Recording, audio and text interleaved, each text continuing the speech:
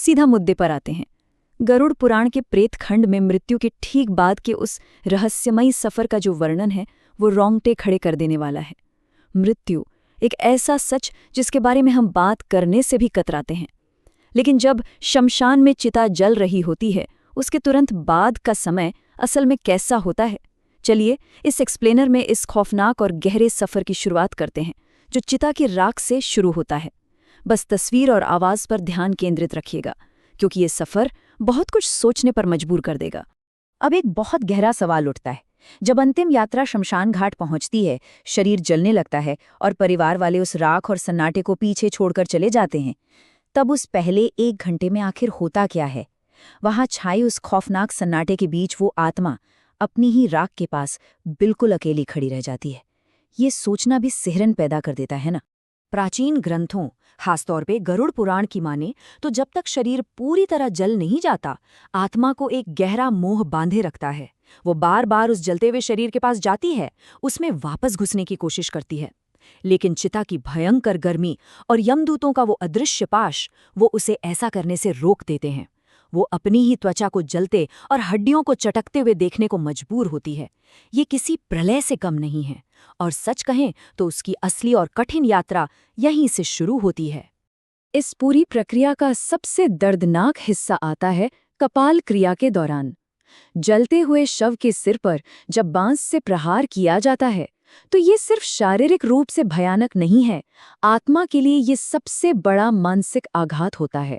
गरुड़ पुराण बताता है कि जैसे ही कपाल फटता है एक बहुत जोरदार धमाका होता है, और पता है ये धमाका सिर्फ और सिर्फ उस आत्मा को सुनाई देता है। बस यही वो पल है जब भौतिक शरीर से उसका आखिरी बंधन हमेशा हमेशा के लिए टूट जाता है। यहीं पर हमारी भौतिक दुनिया और आत्मा की दुनिया के बीच का वो डरावना अंतर साफ साफ दिखने लगता है। जब परिवार वाले बिना पीछे मुड़े शमशान से लौटने लगते हैं तो वो आत्मा बुरी तरह घबरा जाती है। वो अपनों के पीछे दौड़ती है, उन्हें रोकने की कोशिश करती है, लेकिन उसके हाथ उनके शरीर के आर पार निकल जाते हैं। वो चीखती है, पुकारती है, पर किसी को कुछ सुनाई नहीं देता, क्योंकि अब उसकी आवाज़ हवा में गूंजने वाली ध्वनि नहीं रही, वो बस एक अदृश्य कंपन बनकर रह गई है। लेकिन यहाँ सोचने वाली बात यह है कि आत्मा को वहां पूरे 60 मिनट यानी 1 घंटा ही क्यों रुकना पड़ता है। देखिए, गरुड़ पुराण के अनुसार दाह संस्कार के ठीक बाद का ये 1 घंटा आत्मा के पूरे अस्तित्व का सबसे पीड़ादायक, सबसे डरावना और भारी समय होता है। यमदूत उसे तुरंत अपने साथ नहीं ले जाते, उसे वहीं छोड़ दिया जाता है ताकि वो अपनी आंखों से उस शरीर की सच्चाई देख सके जिस पर उसने जीवन भर इतना घमंड किया था। और इसी 1 घंटे में शमशान की वो अदृश्य सच्चाई सामने आने लगती है। होता यह है कि नई आत्मा के चारों तरफ जो एक शुरुआती सुरक्षा कवच होता है ना, वो धीरे धीरे कमजोर पड़ने लगता है। अब उस आत्मा को शमशान में भटकने वाली वो सैकड़ों साल पुरानी अतृप्त और भूखी रूहें साफ दिखाई देने लगती हैं, जिनके रूप बेहद विकृत हो चुके हैं। उस खुले मैदान में छिपने की कोई जगह नहीं होती। वो नई आत्मा खुद को एकदम असहाय और अकेला महसूस करती है। उसी भयानक सन्नाटे और खौफ के बीच एक और हैरान कर देने वाली घटना घटती है, जिसे हम लाइफ रिव्यू कह सकते हैं। हमारे लिए जो वक्त सिर्फ 1 घंटा है, उस आत्मा को वो कई दिनों के बराबर लगता है। बचपन से लेकर बुढ़ापे तक की हर एक घटना, हर एक छोटा बड़ा कर्म, सब कुछ एक फिल्म की तरह उसकी आंखों के सामने से गुजरने लगता है, एकदम स्पष्ट। अब जरा इस फर्क को समझिए। चिता की आग तो सिर्फ शरीर को जलाती है, लेकिन ये जो लाइफ रिव्यू है ना, ये आत्मा को भीतर तक झुलसा कर रख देता है। अगर जीवन में किसी का हक मारा था या किसी बेजुबान जानवर को पत्थर मारा था, तो इस 1 घंटे में आत्मा को बिल्कुल वही दर्द, वही तड़प और वही भूख महसूस होती है जो उसने दूसरों को दी थी। सच में ये मानसिक पीड़ा उस शारीरिक जलने की पीड़ा से कई गुना ज्यादा भयंकर होती है। शमशान के द्वार के अंदर एक बहुत ही कड़वा सच सामने आता है। इंसान के साथ सिर्फ उसकी आत्मा और उसके कर्म ही रह जाते हैं। उस वक्त ये गहराई से एहसास होता है कि जिन पदों, प्रतिष्ठा और पैसों का जीवन भर इतना रौब था, वो सब शमशान के गेट के बाहर ही छूट गए हैं। अंदर सिर्फ कर्मों का बैलेंस शीट है। जब आत्मा अपनी ही ठंडी होती राख को देखती है तो ये शून्यता उसे पूरी तरह से तोड़कर रख देती है। खैर, जब वो खौफनाक 1 घंटा बीत जाता है और परिवार वाले घर पहुंच रहे होते हैं, तब आत्मा का सांसारिक मोह फिर से हावी होने लगता है। वो डर के मारे और अपनों से लगाव के कारण उन्हीं के पीछे पीछे घर की तरफ भागती है। एक ऐसी यात्रा जिसका कोई परिणाम नहीं निकलने वाला, जो बिल्कुल व्यर्थ है। लेकिन क्या करें, वो पुराना मोह उसे ऐसा करने पर मजबूर कर देता है। पर जब वो आत्मा घर पहुंचती है तो उसे एक भयंकर धोखे का सामना करना पड़ता है।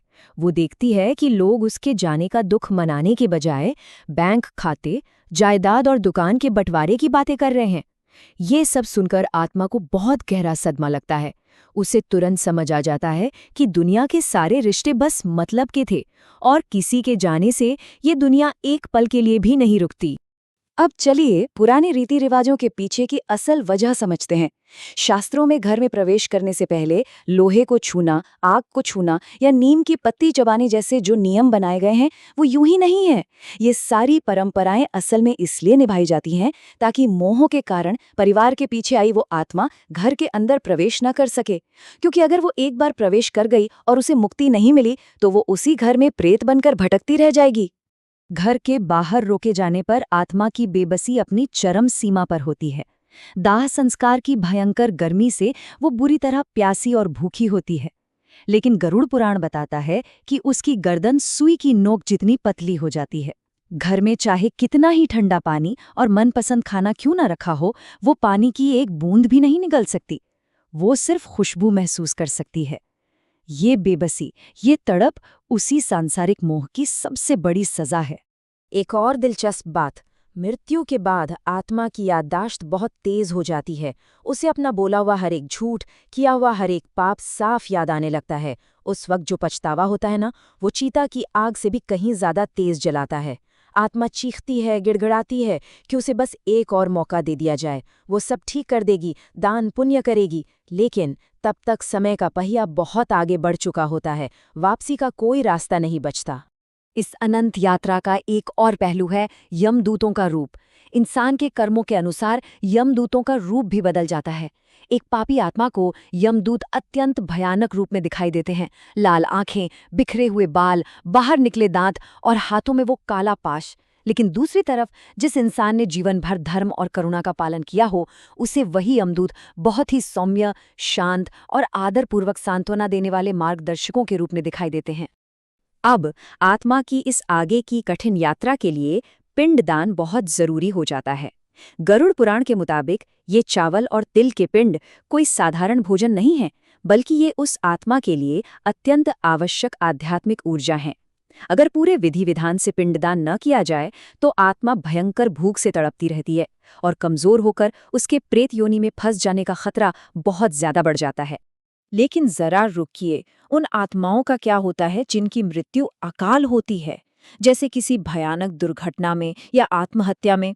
इनकी स्थिति उस पहले 1 घंटे में और भी ज्यादा खौफनाक और दर्दनाक होती है। उन्हें तो समझ ही नहीं आता कि अचानक उनके साथ ये क्या हो गया। उनकी इच्छाएं एकदम अधूरी होती हैं और दर्द कहीं ज्यादा।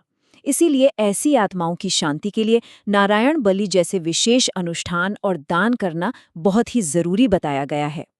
तो कुल मिलाकर जीवन का अंतिम हिसाब किताब बहुत ही सीधा और स्पष्ट है।